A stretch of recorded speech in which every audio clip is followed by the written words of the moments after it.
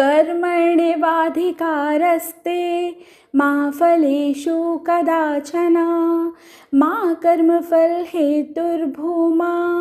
ते संगेऽस्त कर्मणि। अध्याय 3 कर्मयोग। अर्जुन भगवान श्री कृष्ण द्वारा कही बातों से थोड़ा भ्रमित हो जाते हैं और कहते हैं कि भगवान, अगर आप भक्ति को ही सर्वश्रेष्ठ समझते हैं तो मुझे इस युद्ध रूपी कर्म में क्यों लगा रहे हैं।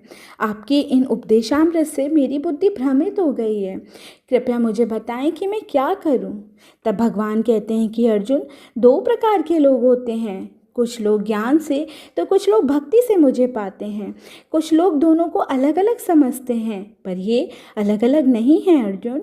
जब हम कर्म को अपने एक्शन में बदल देते हैं तो इसी को भक्ति योग कहते हैं।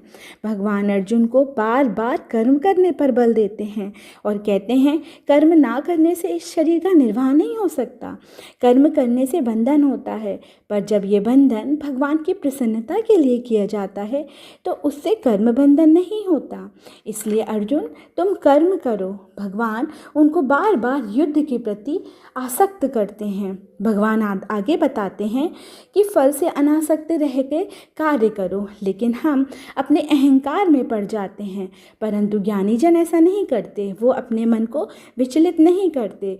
जो लोग मेरे बताए गए उपदेशों का पालन करते हैं वो कर्म करते हुए भी कर्म बंधन से मुक्त हो जाते हैं।